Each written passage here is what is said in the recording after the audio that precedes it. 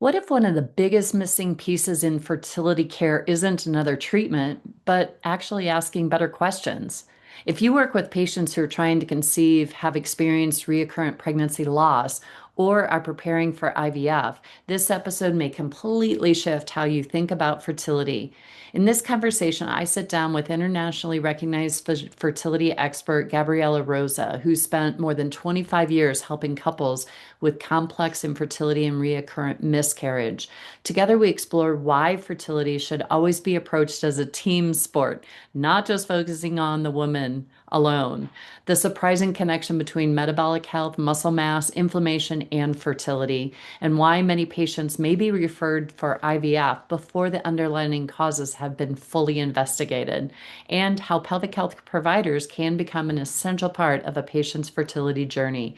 Some of Gabriela's perspectives may challenge conventional thinking, but whether you agree with every point or not, this conversation will make you think differently about the patient sitting in your treatment room. If you want to better support clients struggling with infertility or pregnancy loss, you won't want to miss this episode. Listen in now. Hello, friends. This is Lynn Schulte, and you are listening to the Birth Healing Summit podcast. We are here for meaningful conversations that will transform the way you work with pregnant and postpartum clients.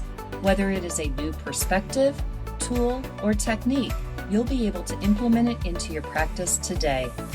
I invite you to sit back, listen with an open mind, and grab the golden nugget today's guest has to offer. Now let's get started.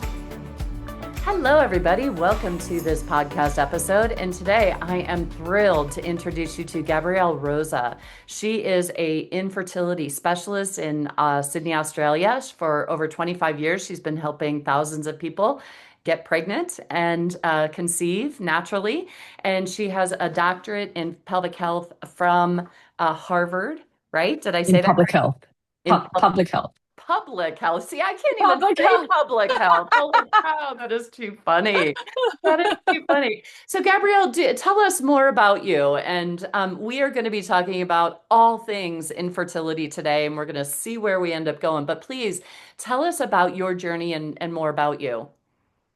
Sure. Look, I have been very passionate about really health and women's health, men's health for a very long time. You don't do anything for 25 years just because, you think, oh, well, let's just do this thing. Yeah. I think that when I first started, the first question that I asked myself about, I actually went into naturopathic medicine straight from school, from high school.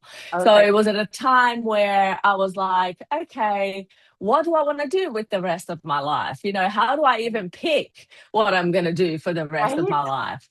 And so I remember very much like sitting myself down and having a conversation with myself and going, okay, so you're going to pick something that you're going to do for an extended period of time. How do you even do that? And so somehow a question popped into my mind, which was, okay, what is the conversation that you can see yourself having for the next 20 years? And Wow. literally, that was how the conversation was phrased. It was like, what is the conversation you can see yourself having for the next 20 years? And I thought, I like the conversation about health. I also liked at the time, I liked interior design. And Okay. so, Okay. I was kind of thinking, I like colors, I like, all of that. And it's interesting because that's translated into the last few years of my life in a different way. I started painting in watercolors. Oh, okay. Yeah. And so kind of, that whole love for colors came through in a different way. Yeah. But when I was thinking about what I was going to do as a career, I thought, okay, health is a conversation I can see myself. I'm interested in it.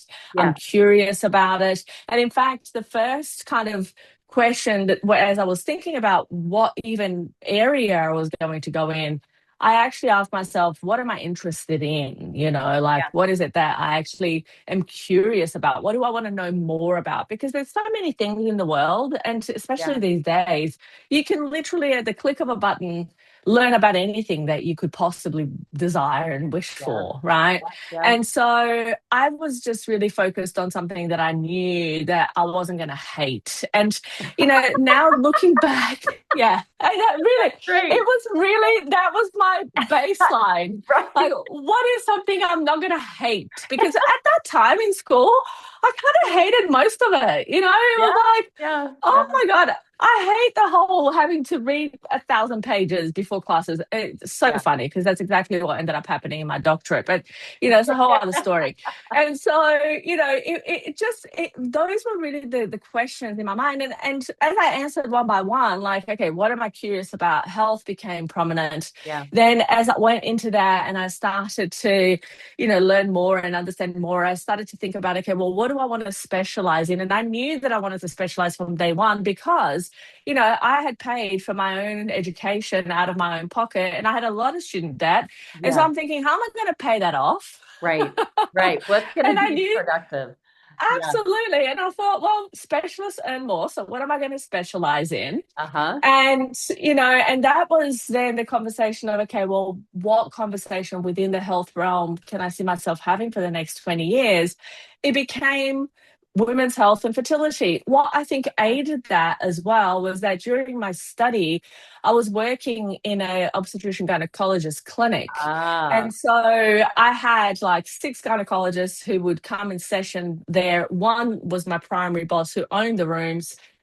And so I was in that kind of world of women, pregnancy, babies, literally all day yeah. long for 6 years. And towards the end of my studies, I started to think that because I loved the babies that came in, they were so cute. Yeah. Oh my God, 6 weeks postpartum is like Yeah. bliss, right? Yes. Because it's the receptionist that gets to hold the babies, Yeah. and Yeah. they're crying, and the mums go for their pelvic exams.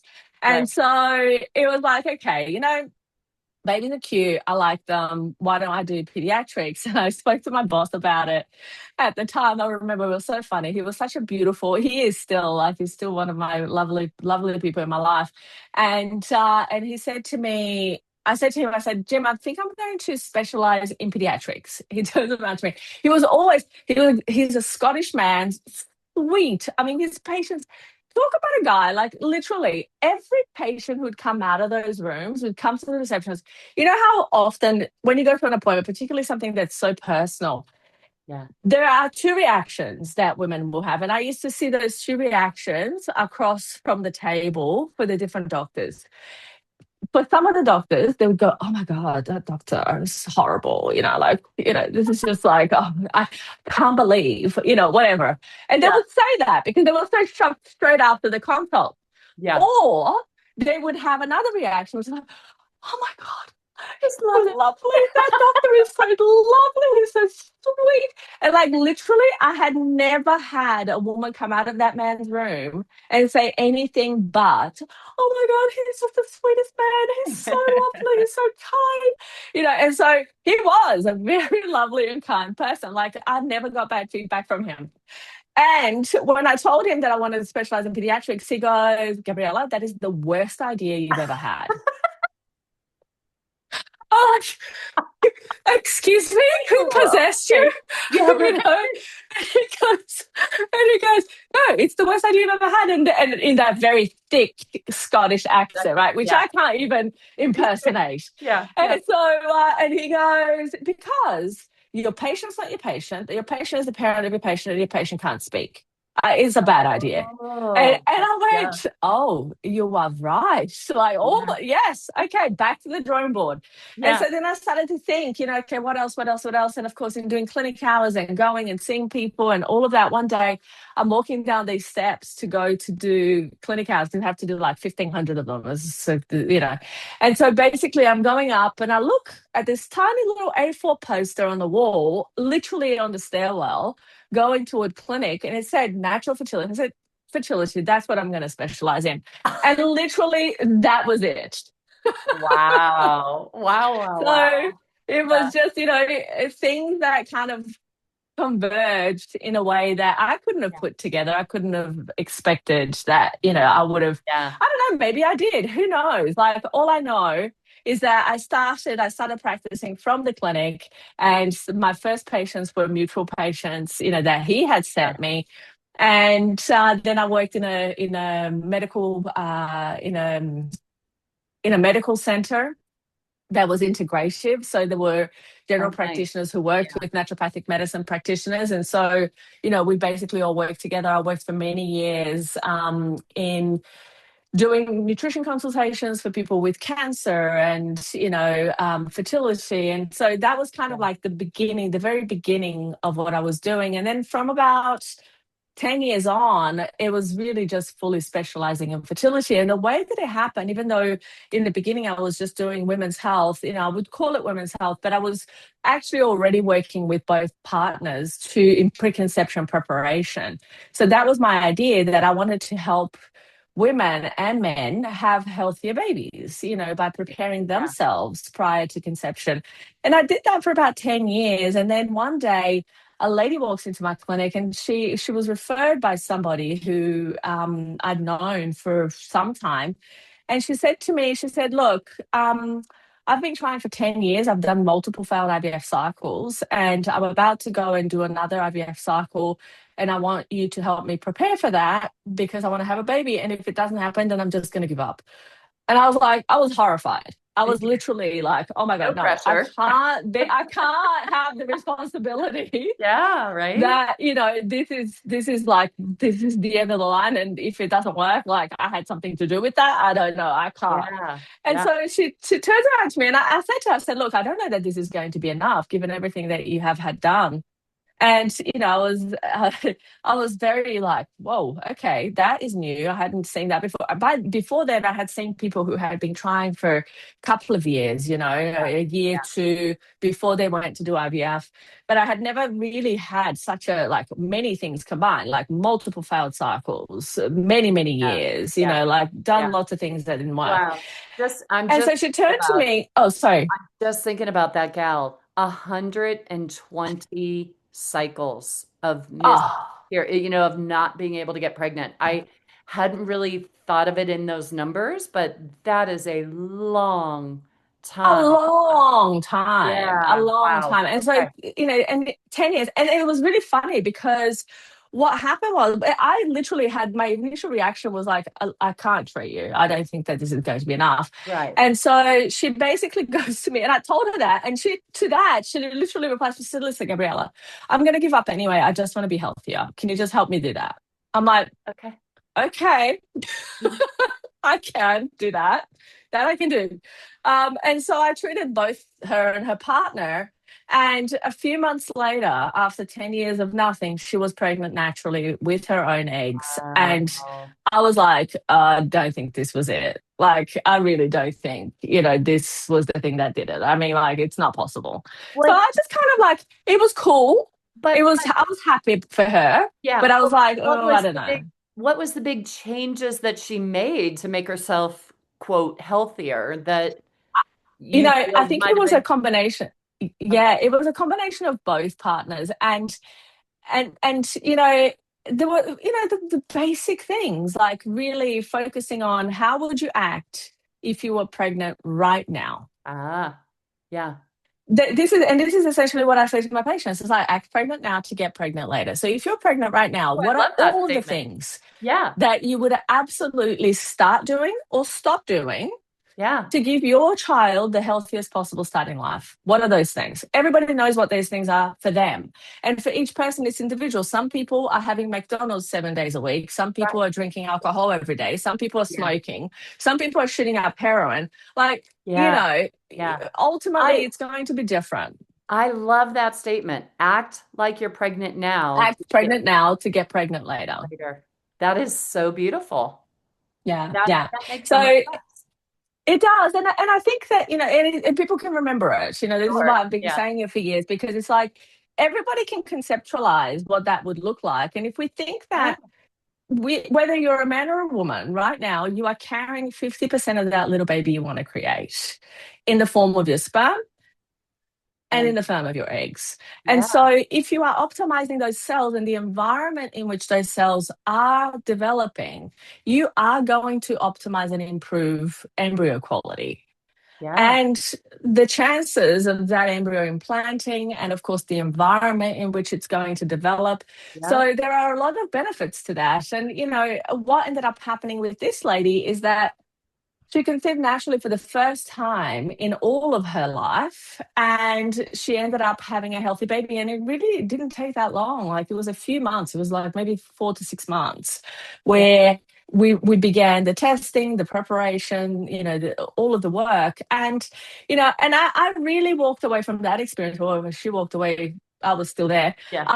from that experience, in a little bit of curious denial. Curious, like I was like, I don't know that. No, I don't know. I can't say. Maybe it was coincidence for sure, but Yeah. I don't know if this was the thing that did it. And so then, I just went about doing what I was doing, and kept going. And another couple comes into my office, and this time they'd been trying. And in fact, both of these cases I wrote about in Fertility Breakthrough, the book, which is actually available free online, so people can listen to the audiobook on Audible. Okay. It's free on Spotify and also YouTube. So the Oh, title of the book is awesome. Fertility Breakthrough: Overcoming Infertility and Recurrent Miscarriage When Other Treatments Have Failed. But both of these cases I tell in there. And the second couple, they've been trying for 19 years. And this time I was like, a little bit emboldened, but also a little bit like, let's be realistic about what's possible after you've been Yeah. trying for 20 years, because by now you're 43. And, Wow. what's Yeah. going to happen here is it's difficult to know. And the Yeah. first lady, I mean, she was 40. So, it wasn't Yeah. like there were young chickens. But the situation with the second lady, she really wasn't that keen to do very much, but her husband was like, okay, this has to be our last try. And also they had done multiple failed IVF cycles, and so she was really ready to just be done with the whole thing, and he was still like, no, let's try one more thing. And so anyway, in the end I had to sit them both down and go, listen, unless you're willing to do this thing, it's Yeah. not going to work. So if you either commit or you decide that you don't want to, and you move on. And Right. so after that conversation, and I told them then, look, I had a lady 10 years, I don't know, but Yeah. hey, this happened. So who knows? Long story short, this couple, they did all of the things. And this woman, even though she was like really not convinced at the beginning, when she decided, she was on it. Good. She lost 200%. 15 to Wow. 20 kilos. She was like, she did all of the things. About 6 months later, she was pregnant for the first time, naturally with her own eggs. At that point, I kind of went like, okay, Huh. maybe this works. Maybe, you know, like Wow. it could be that this works. But what I did enjoy and what I really liked, and this is a lesson for anybody who actually, sees patients or runs a business.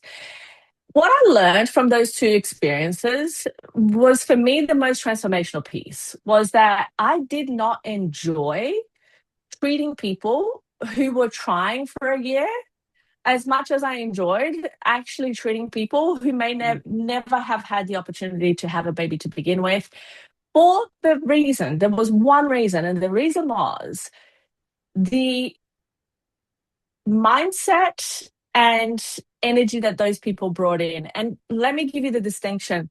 When people are first starting to try and things are difficult, and it's, they've been trying for a year, and and there's lots of question marks, and there's still lots ahead, they are very impatient and they don't listen very well. They don't take the advice that they're given, which Yeah. actually can completely transform their results, to heart. And they kind of like they half-ass it, as we say it in Yeah. Yeah. Australia. Yeah. Whereas for people who, it's like, you know what, this is my last shot, and I'm going to do Yeah. this properly so that when I'm 90, sitting on my porch, on my rocking chair, looking back at this part of my life, I can honestly tell myself that I have given it my best, and Yeah. that if it didn't happen, it wasn't because of something that I did or didn't do. Right. They bring a different level of game Yep. to their Yeah. treatment, Yeah. Yep. And for me, that was the thing that I learned from treating both of those women. And then at that point, I actually went, you know what? I don't even care if this doesn't work. really in the kind of, I know that it's benefiting people for them to actually have closure. I know that it's making them healthier, and I know that if they're going to get pregnant, it's going to work. Yeah. And so, as evidenced, by these two cases. And so I basically went, no, from now on, I'm only treating people who have been trying for more than 2 years, who have done lots of different things that haven't worked, who have experienced miscarriages, failed treatments, and those are Yeah. the only people that I'm going to treat. And so from that, literally, I changed entirely. This was 16 years ago. In fact, no, it was actually 2013 was when I actually went, all right, I'm definitely, this is it. I'm only going to be doing these people, this kind of situation, these cases. And so that's really how everything changed, because then after I decided that that's what I was going to do, then I started to see people only with very difficult complex cases who had done lots of different things and nothing had worked. And then in 2021 we decided, I went and got into my master's in public health at Harvard. And as part of my master's I had to do a thesis, and I thought, you know what, I'm actually going to study the patients that we've done like that we've treated in the last 13 years. Yeah. And or it was less than that at the time. But I thought, let me study these patients and see what are the kinds of people, what are the kinds of results, how, like, what are all Yeah. the questions? What is the live birth rate from the people who get through the program? All of that. And so that became my master's thesis. It ended up being published in the British Fertility Society in 2022. And it shows that the Fertility Breakthrough Program actually had a 78.8% live birth rate for people Wow. who for people who on average were infertile for 4 years, plus or minus two and a bit. And Uh, 51.5% of the patients had experienced previous recurrent or previous miscarriage. And that dropped to 13.5%. And okay. yeah, and most of the patients who came to us at the beginning, in fact, almost 50% had failed IVF cycles. Oh, And in the end, 47.7% out of the 78%, so effectively 60% of our patients in total, conceived naturally with their own eggs. And only about 40% actually needed IVF, and only 5.3% needed donor egg, despite being told, most of the patients being told they needed donor egg. So yeah. that was when I went, actually, yeah, okay, it works. Yeah. Okay, all I'm, right, I'm, I'm yeah. guessing, I'm guessing that those numbers are statistically significant. Yes. Yeah, they are. They are. They are. Yeah, Holy cow, that's incredible. it really was. It really Yeah, was. that's And I was great. like, okay. So, and look, we had 544 patients in that analysis, and we're actually about to do another analysis next year, Uh-huh. and combine all of our analysis and do a little bit more some fancy Jeez. statistical analyses Yeah, with, clinical, like randomized type, control trial type yeah, statistical analyses. But yeah, it's interesting because when I started, I was just like, okay, let's see, yeah, where we go with this. Like, how can we help as many people as possible? I mean, even so, when I conceptualized, so in 2011, I came up with an idea when it was close to the time when I decided that, okay, you know what, I want to treat people who have been trying, for a longer time and make a greater difference to the people that I do treat. So I started this little free program called the Fertility Challenge. And at the time okay. when I started it, it was like almost at the beginning of Facebook. And, it was this Yeah, whole kind of like, I mean, it was this whole kind of new world. And I thought, if I could get like 1,000 people through this free program in educating people, I think that's a win. That's going to be yeah. amazing. Fast forward, we still do the fertility challenge and it's still free. It has never been charged. Fast forward to 2016, we've now taken over 220,000 people in more than 111 countries through What? it. And I kind of go like, oh, okay, so we got more than 1,000. That's cool, you know? Oh, wow. So, 200 you know, times 1,000. yeah, Wow. yeah. So this is kind of where, that's how it started. That's how it's going. And here Wow. we are. Yeah. Holy cow. What are the results of those 220,000? How So we did don't all of actually analyze those. Yeah. So Okay, what we do with that is an education program. sure. So that's more, we kind of take people and it's all evidence based on, okay, what works to be as healthy and as fertile as possible.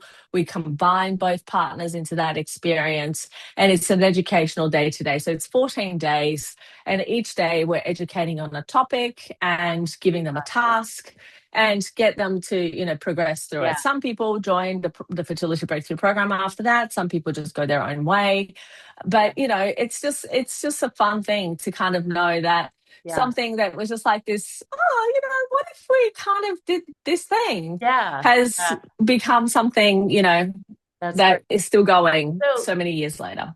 okay, so I have two questions are popping in. Um, are you just talking this, fertility breakthrough? Is it really just nutrition, or is there a lot more involved to it? And then the other question is it different because you've talked about getting pregnant, but you've also talked about miscarriages. And so I'm curious, is there a difference in how you approach infertility versus miscarriages? Great question. So, in the general population, 96.3% of people will conceive within 2 years of trying. Okay. So, the people who have difficulty conceiving are not the same as the people who get pregnant on a drunken one night stand. Okay. Yeah. Okay. Right. Yeah. So that is the first thing that I think we need to distinguish here. And the people who I typically treat, they are the 4% that have not conceived within the first 2 years. Yeah. So Okay. they are a different subset of a population. Okay. Okay. Uh-huh. So what happens with those people is that by the time they have reached that 2 year mark, that they're no longer being considered as fertile, because even though the official diagnosis of infertility is a year of trying, Yeah. and that's when more investigations will be done. But really, what gets done at 1 year is a referral to IVF, Okay. right? So in Oh, the yeah. healthcare system, Yeah. that is essentially, so infertility is the only diagnosis that is self-reported on a time band.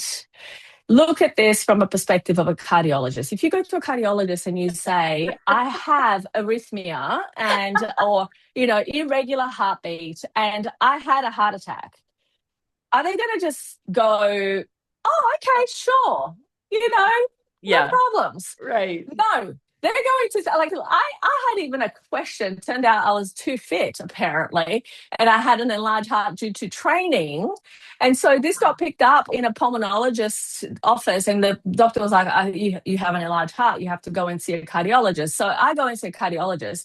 They put radioactive dye and who else ever knows on me to then Yeah. tell me, what, actually, it's just you're fit. That's why that is. Oh, oh, great. Well, it's good to know. Oh But they my didn't take God. my word for an answer to Right. say that, hey, listen, I train 7 days a week and, Yeah. like I kind of do weightlifting at a bodybuilding level. And so it's possibly just that, Yeah. like Yeah. I'm fit. That was not taken as, Yeah. a word. But here's the thing, infertility, all you have to say is I've been trying for 12 months and now you're infertile. Wow. No more tests need to be done other than let's do a scan to see if you have a uterus and if it's shaped normally. Let's do an HSG to make sure that your fallopian tubes are clear. And let's do a well, actually, they call it a day 21 progesterone to see if you're ovulating. The point is that gets missed all the time because they do it on the wrong day. Women don't all ovulate on day 14. It's a mess, right?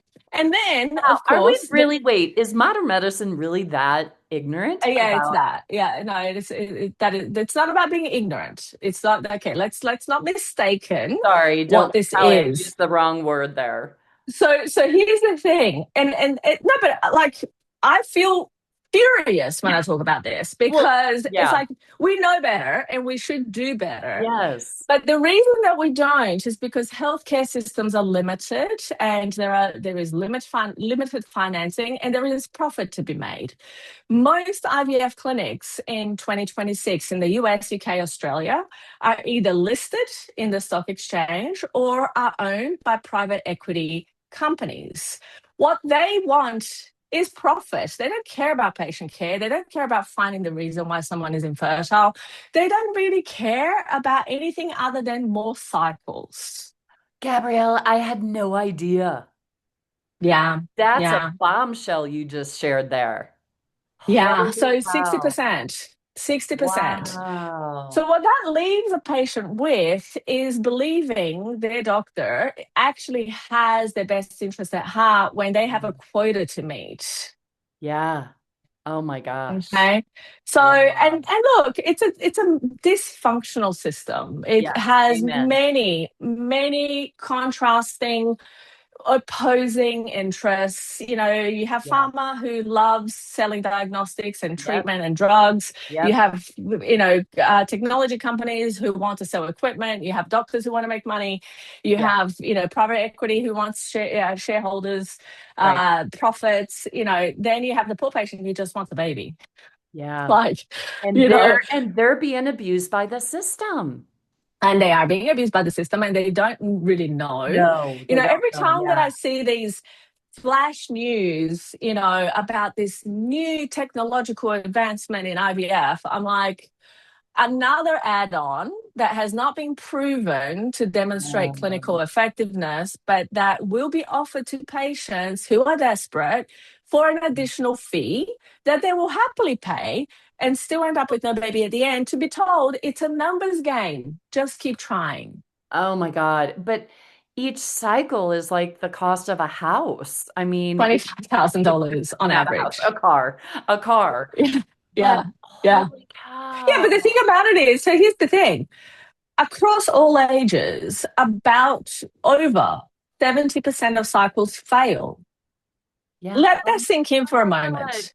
If Oh, you are over 40, it's 80%. If you're over 43, it's more than 95% of oh IVF my cycles God. fail.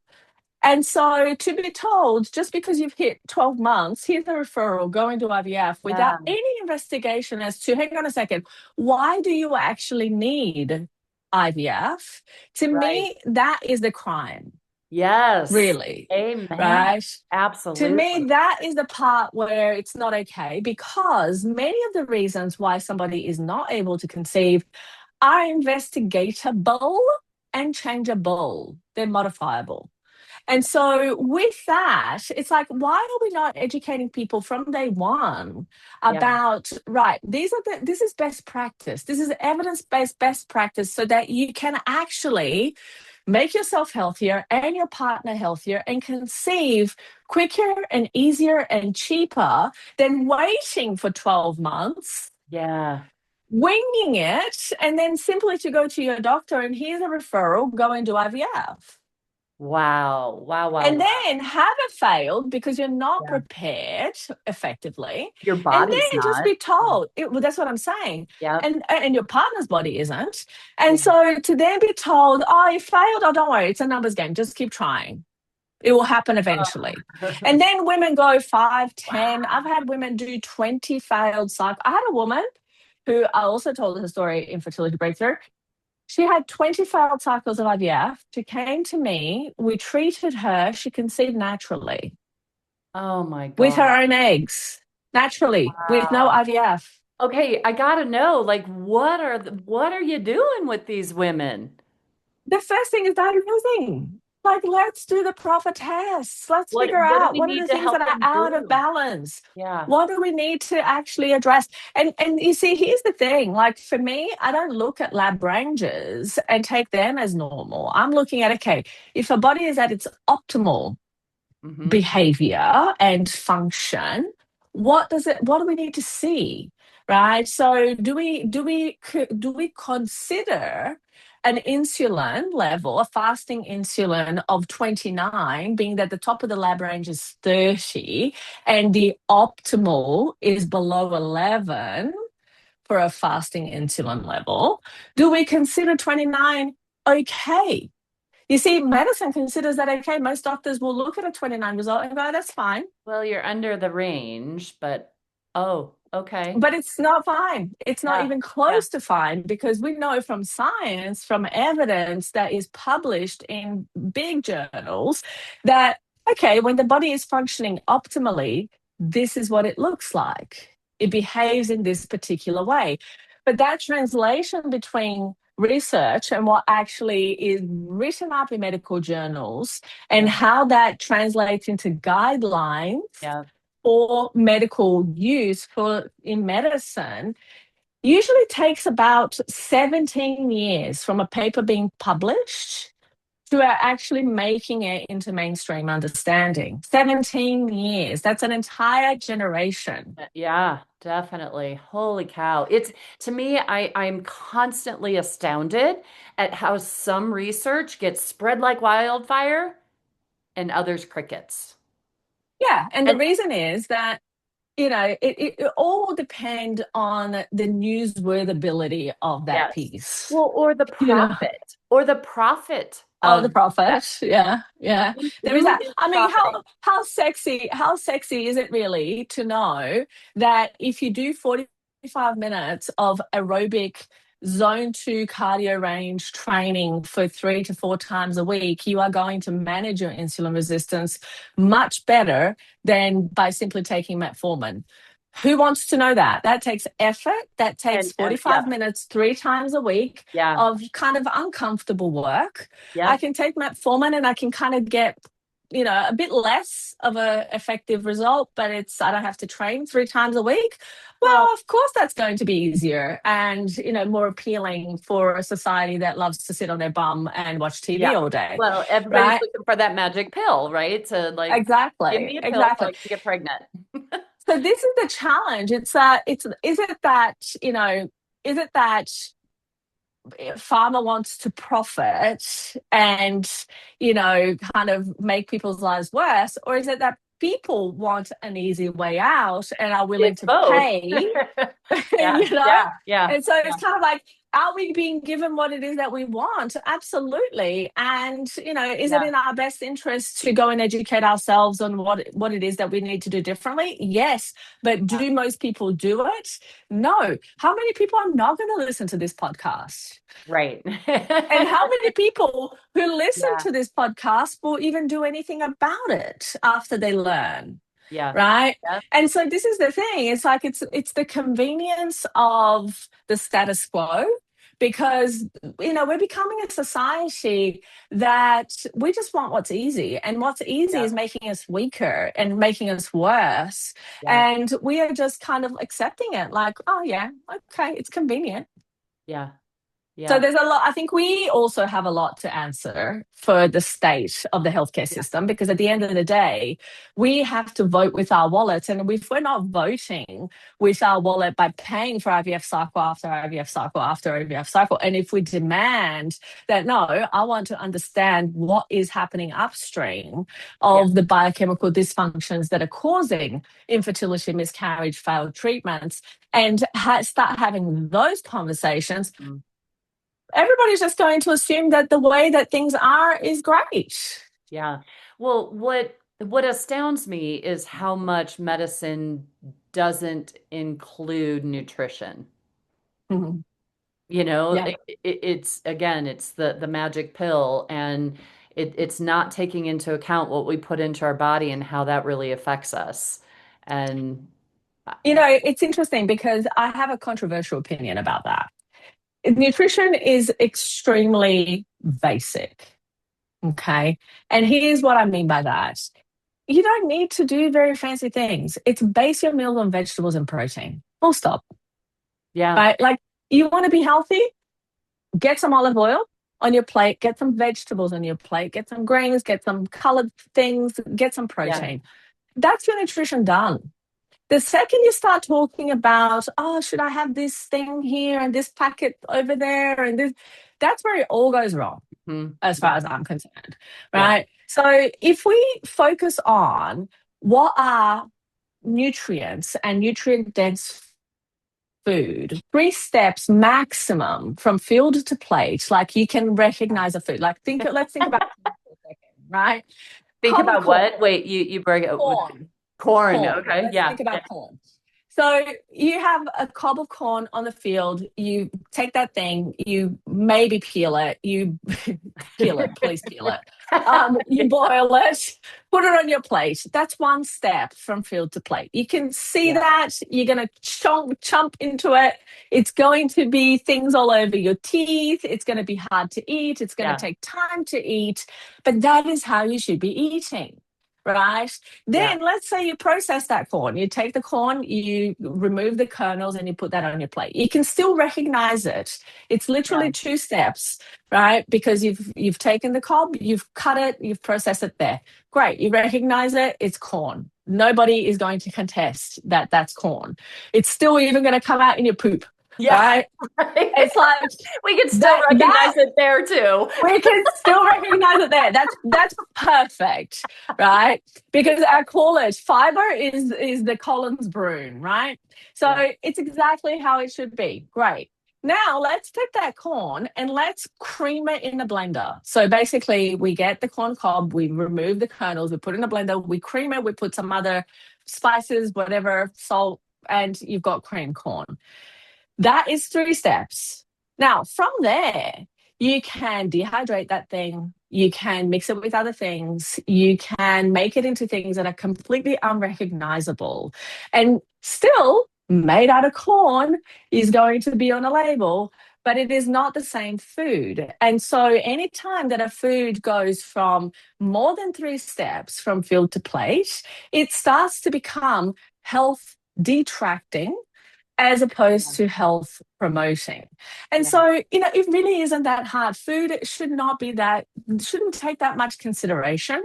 Yeah. It should really be like dirty dozen, clean 15, organic where possible, just Yeah. remove it from plastics, wash it well, and voila, like it Yeah. really shouldn't be that much of a thing because if we're eating like we are supposed to eat, which is food that is real, food that you can recognize, your body is going to use that as the best foundation and building blocks for every cell in your body. And that is essentially how I recommend my patients eat for optimizing their fertility. That's going to have incredible benefits in terms of blood sugar regulation, in terms of how the body operates overall.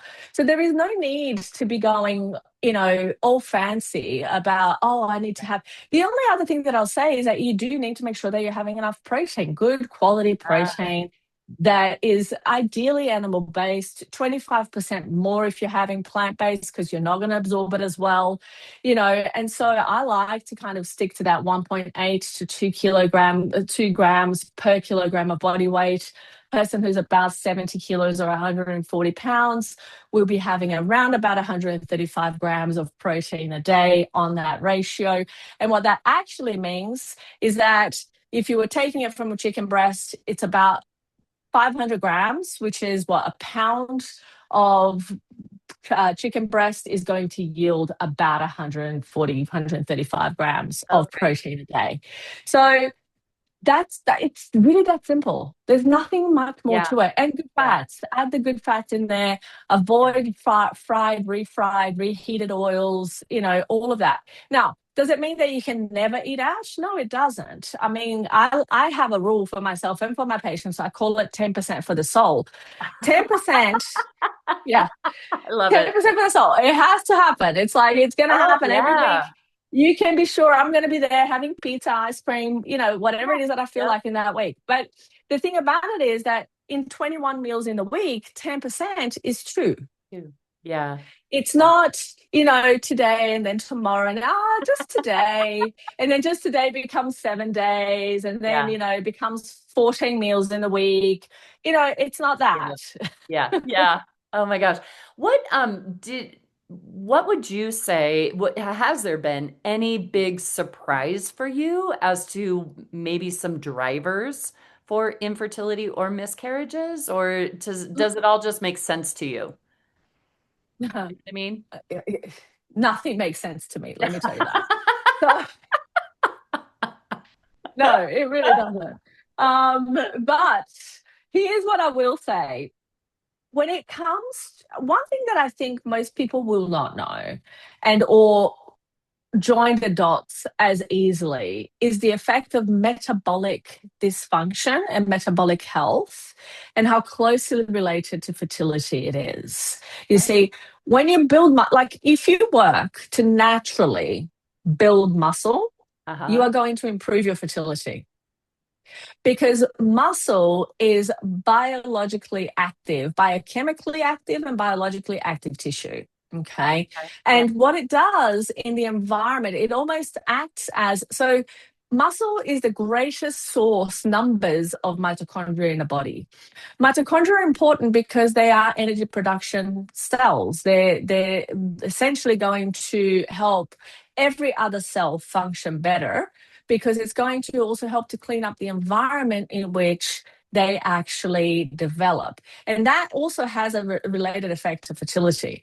So when we are working to build muscle and to be as lean as naturally possible, so here I'm not talking about anything crazy, I'm just talking about the principles of nutrition that we've discussed, Yeah. will naturally make a human body be leaner in fat. And if you are giving it resistance training, and you are, time and attention with your muscles, you are going to grow muscle tissue. Yeah. That is the best medicine for fertility that is so unspoken about and Wow. so little known Yeah.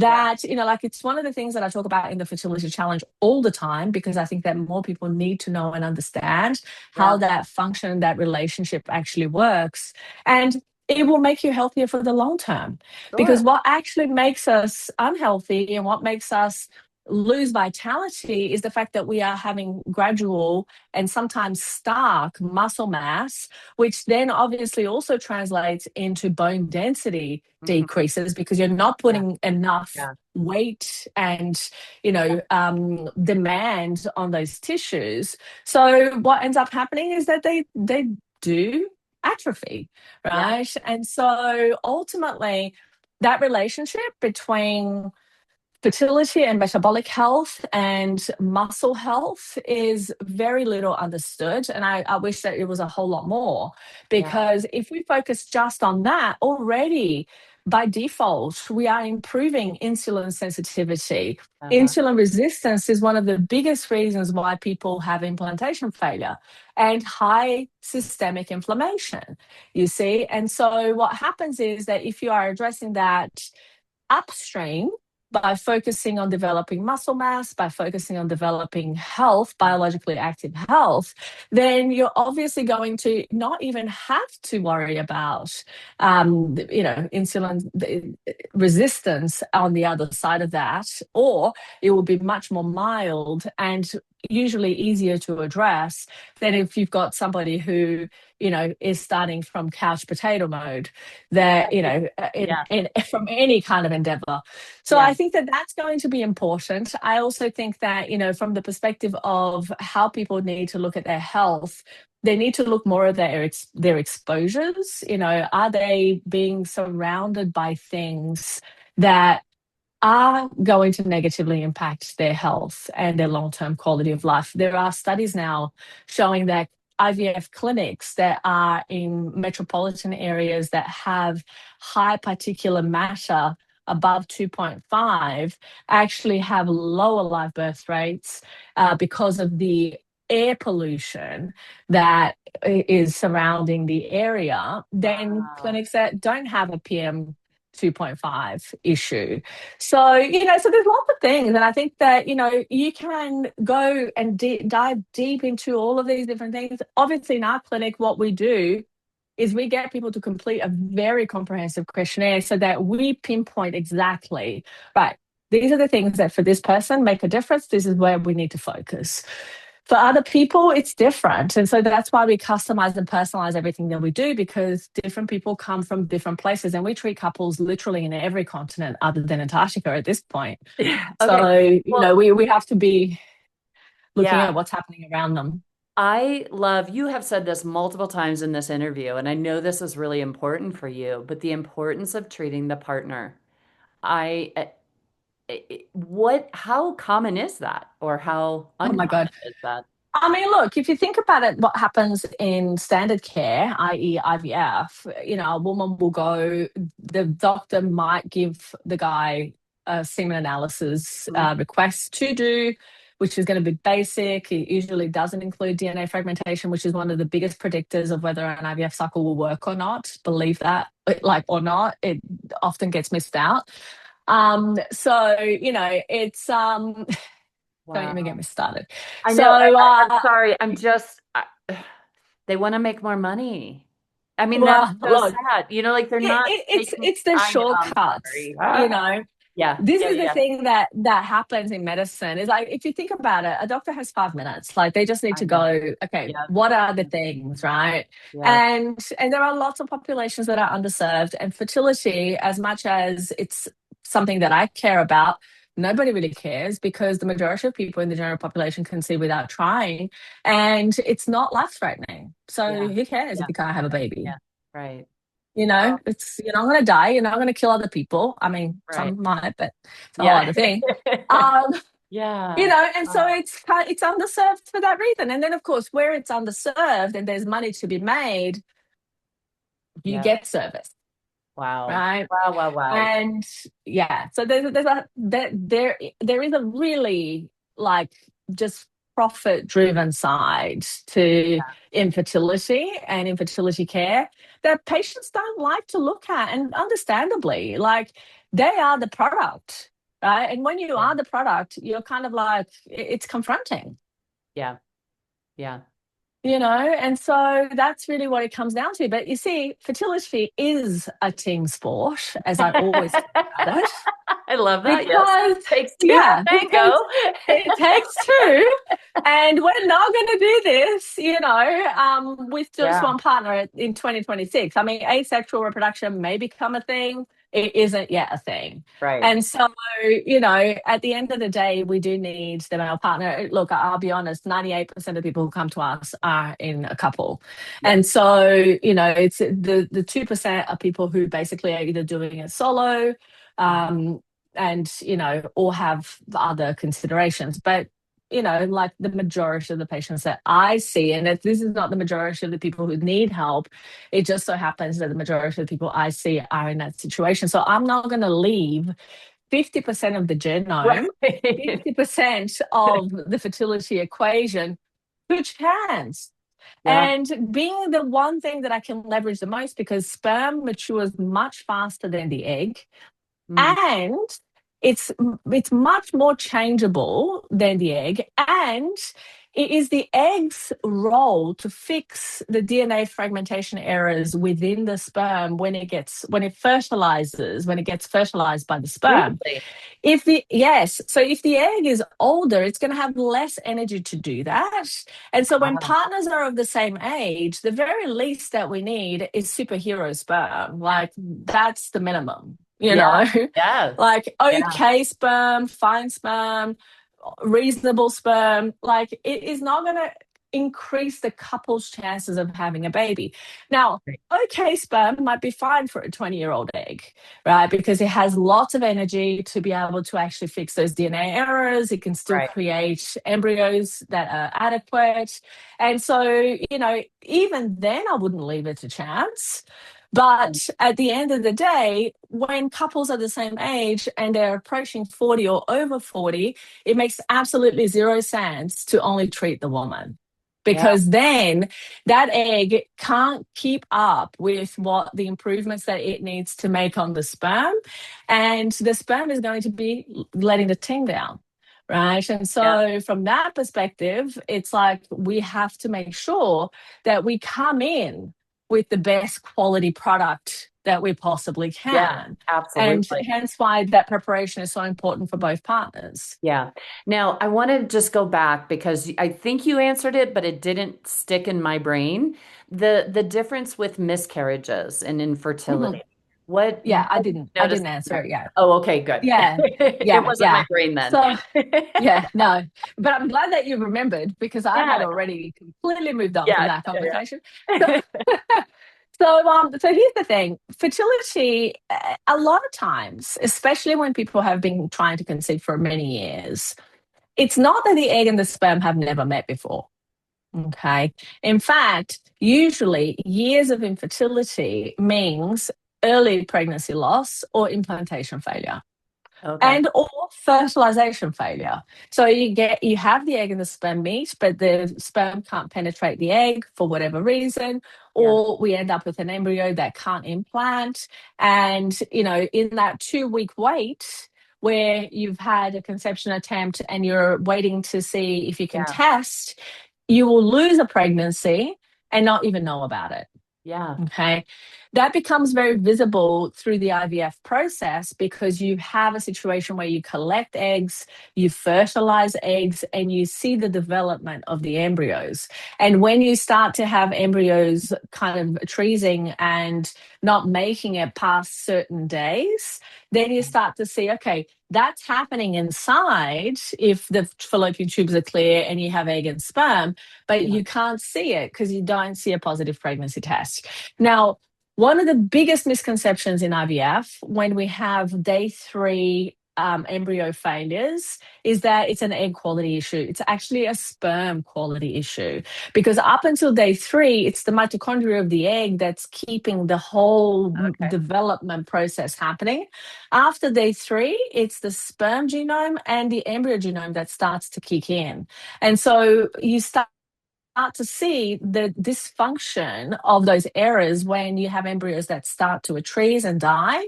You Okay. then know that, okay, yes, it could be an egg issue, but it's not predominantly an egg issue. It's actually predominantly a sperm and an embryo issue.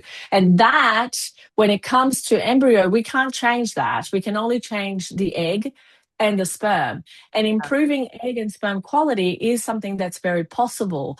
The maturation from follicular genesis, the maturation of the egg from Okay. primordial follicle to ovulatory follicle can take up to 12 months. Oh, So the egg that we ovulate this cycle has been in process of maturation for up to 12 months. And the sperm takes about 3 months to mature. So which is faster? Which is more effective to change? the Which sperm. is easier to Yeah, manipulate? The yeah. sperm. And so hence why, we can't leave. And the last 4 months of the egg maturation is where it's most susceptible to damage or to positive input. And so making sure that your environment, your physical environment, internal and external, is as good as possible in that time obviously makes sense for optimizing egg quality and of course your chances of having a baby, but you have to do that together with a partner because then you Yeah, double your chances of improvement. yeah, right. But And then, so with miscarriage, yes. it's the same thing. So, a miscarriage doesn't happen because of what happened in this cycle typically. It happens because of everything that has led to, in the quality of the egg and the sperm. 50% of miscarriages are to do with sperm quality. Oh, Sperm DNA fragmentation is directly linked to miscarriage, increased miscarriage rates, and okay, implantation failure. And so ultimately, miscarriages and infertility in my clinic get treated exactly the same, with the got it. addition of how we then look at the immune system, how we look at clotting factors, how we look at Okay. various other areas that could also be impacting. So the way that we approach it, because we know that if our patients have been infertile on average for 4 years, which is essentially the data in our clinic, we're not going to wait for them to have a miscarriage to then go and ask if they have factors that are contributing to a miscarriage after they haven't been able to conceive for 4 years. Right. Well, Right? I mean, Even though, ugh. yeah. Yeah, my frustration is, oh, you have to wait till you have three miscarriages before we're going to do anything about it. Like, And this is ugh. exactly what I was about to say. Is like I'm not going to wait for Right. somebody who No, has good for been infertile for 4 years to have three miscarriages. I'm going to go and test all of those things in advance. Yes, some of it they will have to pay out of pocket, but you know what?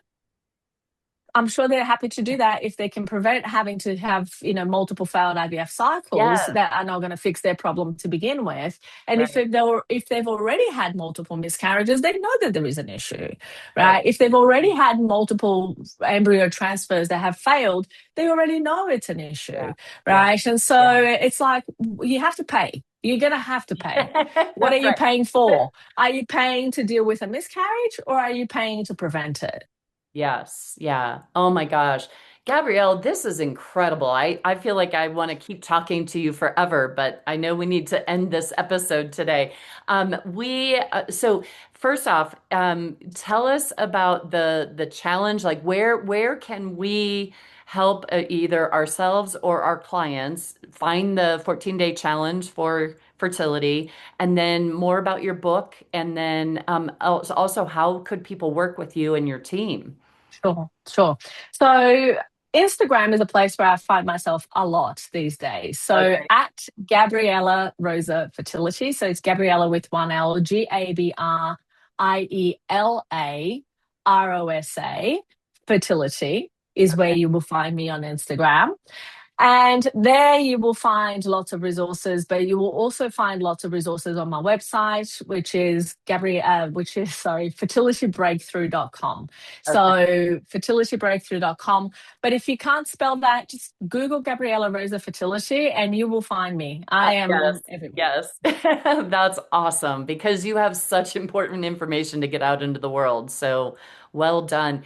And Gabrielle and I we've already planned a part two to this because you are doing some further research on something that is near and dear to my heart, and that is more of automatic handwriting, which helps deal with trauma, right? So Yes, give a yes. little spoiler alert for our part two Yeah. coming up.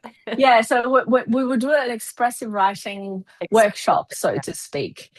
Okay. And basically, that has been my doctorate thesis actually at Harvard for the Doctor of Public Health program. And the trial, we're doing a clinical trial, and it's still ongoing, but we can start to, bring this information out into the world. It's based on the work of James Pennebaker, is actually a social psychologist and emeritus professor at University of Texas.